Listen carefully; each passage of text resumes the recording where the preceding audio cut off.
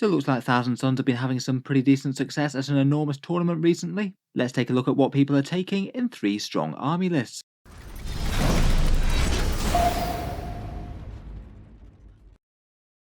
Hello and welcome back to Auspex Tactics, where today we're talking Tzeentch, Dusty Marines and Sorcerers, with a look at 3 of the strongest Thousand Sons army lists around. The headline news is that Magnus's Marines have taken down one of the biggest tournaments for a while, the Leicester City Super Major, and also Thousand Sons made up a lot of the top 10 as well, placing 4th, 6th and 8th, so I thought it would be interesting just to take a look at the different lists and what they're choosing.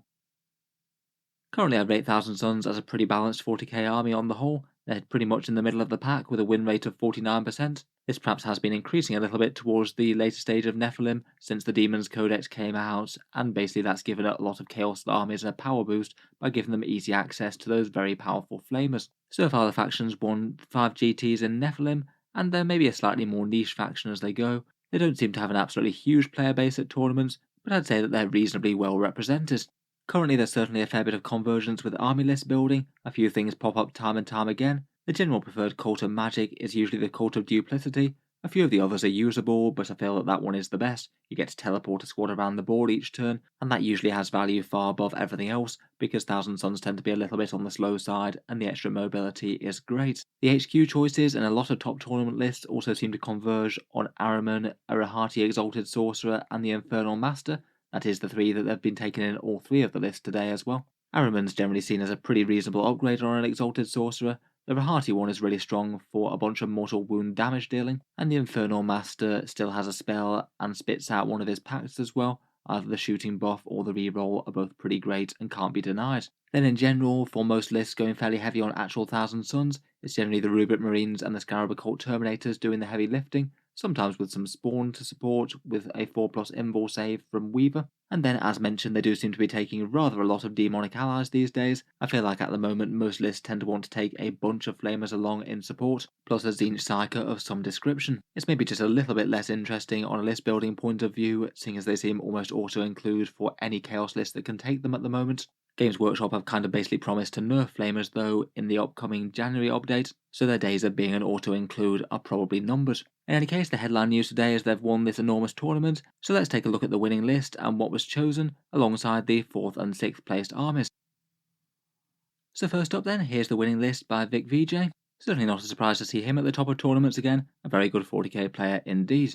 The event itself was 7 rounds for the finalists, and he beat out 240 players for the spot, and people tend to be interested in the top list for these sort of events as it just means that you've played a whole load of other good players to get to where you are. You both need to have a great list and play it well. The list is made up of a single Cult of Duplicity battalion and a Demon Vanguard, and in the HQ section, as mentioned, there's Ahriman, the Exalted Sorcerer and Infernal Master, the same for all the 3 lists, though the way that they're used does differ a bit. It's got the Tzeentch's Firestorm Witchfire that he'll have, I guess, a better chance of casting high with that reroll if he needs to, plus Presage for a +1 to hit, and Temporal Surge for some warp time shenanigans. The Exalted Sorcerer takes the Rahati upgrade. That's the one that allows you to cast an extra power each phase, so it's really quite good if you want to be a mortal wound machine, as it means he can cast Smite in addition to your regular powers. He's also on a disc to get those mortal wounds where they need to be, and he backs that up with a scary 3 mortal wound Doombolt, plus Gaze of Hate as well. It'll be around 6 or 7 mortal wounds out of him each turn if he does manage to make the casts. He also takes the Umbralific Crystal to either teleport himself or a squad somewhere else across the board, so he could have 2 teleports on one turn if he wanted, plus the Arrogance of Aeons one, which allows you to be the target of 2 different Kabbalistic rituals, so there's a good chance he's going to be getting those powers off when he needs to, and potentially even dealing the extra mortal wounds as well if he fancies. Lastly, in the HQ section, there's an Infernal Master. He's got Weaver of Fates for the 4+ invul, and then basically the 2 auto-include Infernal Master packs, Glimpse of Eternity to get a reroll, and Malefic Maelstrom to add 1 to the strength of one of your shooting units. That gives him something to do whether or not he's actually got a unit that you need to buff the shooting off. Then moving on to rubrics, there's basically 30 Rubric Marines and 10 Scarab Occult Terminators. The Rubric Marines all being deployed in squads of 5, and that means you'll be farming up really quite a lot of Kabbalistic ritual points with all of those icons of flame. That's a pretty crazy 12 from them alone, never mind the characters. There's 4 squads of the Rubric Marines that take Soul Reaper cannons, really quite cheap and effective firepower at the moment after the price went down. They also have a Plasma Pistol and the Inferno Bolters as well, and they take a nice mix of different spells. 2 have Temporal Surge, 1 has another copy of Doombolt, and 1 has Twist of Fate to remove some invuls if it matters. They can certainly just keep on spamming out Smite as well. Then there's another 2 units of rubrics with bolters and plasma pistol and no soul reaper. One of them has Cacodemonic Curse. That's generally quite popular to have somewhere in an advancing unit that's going towards the enemy. It takes away -1 from the range strength of enemy weapons, and one of them has the Glamour of Tzeentch for a -1 to hit. Finally, for the actual Thousand Suns, there's a great big block of Scarab Occult Terminators, taking 2 Soul Reaper cannons and 2 Hellfires on the same model. They're pretty much the best unit for focusing a whole bunch of buffs on, between presage and amping up their shooting in different ways with the Infernal Master. And they've got a aspiring sorcerer that takes Protege, so he can have Temporal Surge for warp time, and Empiric Guidance to extend the range of their guns if they do need to engage something a bit further away with those Inferno Bolters. I certainly wouldn't estimate their stacked shooting when they have all the buffs on them. Finally, we've got the Demon Detachment, and again there usually isn't too much variation of this between lists. A Tzeentch Psyker in the HQ section, this time a Fateskim Herald on Chariot. He's got the Witchfires with Bolt of Change and Infernal Gateway, brutally powerful mortal wound output if you can cast it, plus a retinue of horrors and a Staff of Change for a little bit of shooting. He is of course backed up by a whole ton of flamers, 2 squads of 5 and 1 squad of 4. Currently arguably one of the most undercosted units in 40k, very fast, loads of damage output that auto hits, and an effective 3+ unbreakable invul save against shooting, and Overwatch protection if you want to try and get them in combat. Definitely hard to go too far wrong with them, and not hard to see why so many people are using them. With demons in a detachment like this as well, it doesn't break your secondary objectives or Kabbalistic rituals or anything, provided they're less than a quarter of the power level of the army. In terms of games, it was kind of interesting to see that he actually played Goths in the final. Quite a fun looking list with a bunch of Storm Boys, but no doubt a brutally efficient and well played one if it had got that far. A strong Tower Farsight Enclaves list in the 6th round, exceptionally Flamer Heavy Demons in the 3rd round with max units, plus Burning Chariots and Exalted Flamers, and Space Wolf successors on the one before. I guess that had avenged the burning of Prospero there. Best Coast pairings doesn't recall the secondaries or anything, but a couple of the Thousand Sun ones can be okay. Mutate Landscape can be an interesting Warcraft one on missions that are good for it, and if the enemy is packing a single Psyker or 2, then you could take Wrath of Magnus and just make sure that you're keeping up the smite all game long. Mental Interrogation should be pretty easy for these guys as well, and they should be scoring fairly highly on the primary with so many tough OBSEC bodies. Overall seems like a very powerful example of what Thousand Suns can bring to the table at the moment, though it'll be interesting to see if the Demon's Detachment is still worth it after whatever changes happen in January.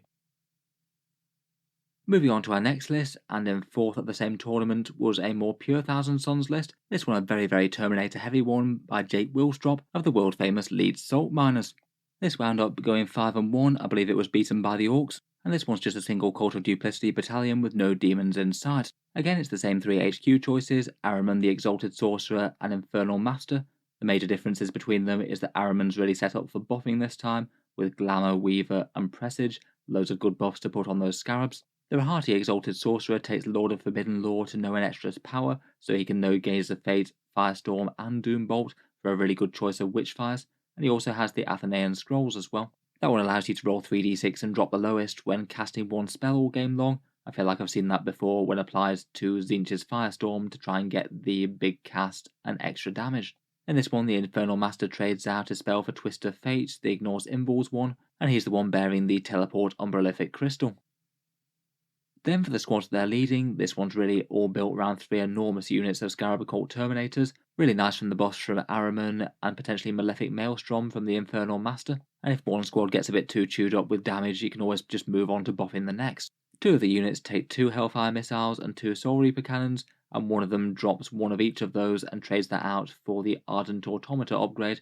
That's the one that allows you to still shoot while doing an action, say if they want to jump around and raise a banner or something. For their powers, 2 of them take Temporal Surge, and one of them has Empiric Guidance, the one for the longer range. Then beyond those, there's 3 units of 5 Rubric Marines. Again, these all take the Bolters, this time Warp Flame Pistols and an Icon.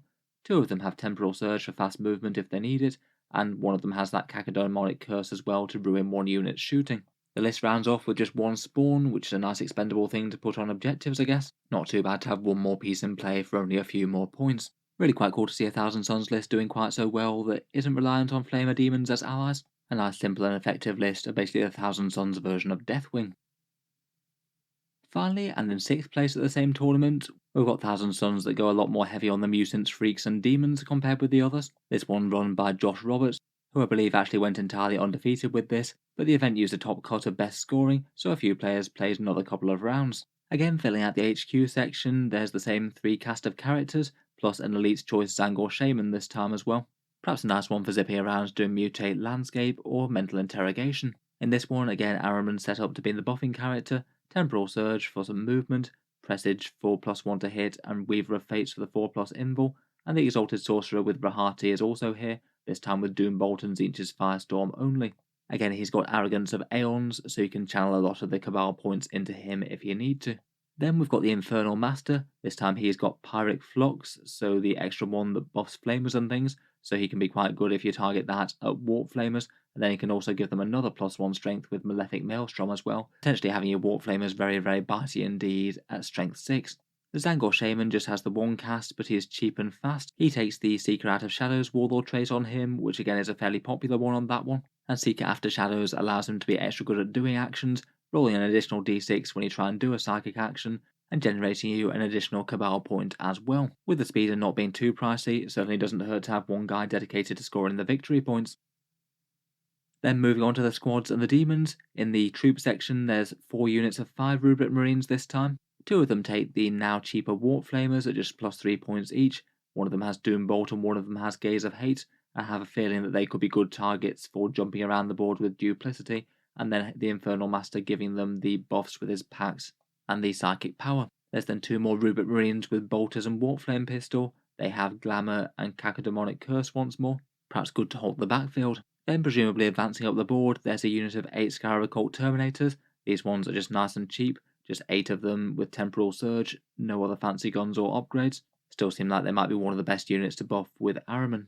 Then there's 5 Chaos Spawn, cheap, effective and a decent bit of melee. I suspect the plan might be to cast Weaver of Fates on them from Araman, as that gives them a 4+ invul and just makes them massively harder to take out. Finally, for the Thousand Suns, there's 2 cheap units of Zangor Enlightened with spears. Not exactly the most solid on damage and defense, but they are very quick, potentially being able to skirmish with enemy infantry, or just trying to jump onto mid-board objectives early and be a nuisance. Lastly is the detachment of Chaos Demons. Again, there's the Fate Skimmer once again. This one's a very similar setup to the other one.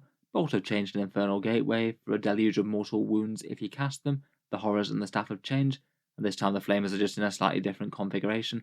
2 units of 6 and 1 unit of 3, ready to purge the enemies of chaos from the board. Overall, besides the Flamers, it's perhaps a bit more of a varied list, quite a lot of different Tzeentch's creations on the board here. So anyway, looks like a very good day for the Thousand Suns all in all. Good to see a few different top players' takes on successful lists, and perhaps zero in on some of the main decisions to make in list building with Thousand Suns. Let me know what you think of the armies, and of course if there's any other details or anything that I've skimmed over or missed, please feel free to let me know in the comments. Particularly with Thousand Suns and Psychic flying everywhere, there's a lot of different options for ways that you could play things in game. If you've enjoyed the video and you'd like to see more like this, feel free to subscribe to Auspex Tactics, where I'll certainly keep the regular 40k updates coming. If you'd like something else for the Thousand Suns to watch, then feel free to check out the strengths and weaknesses of each unit video that I made recently. It goes over each unit in the codex briefly. I'll link that down in the video description.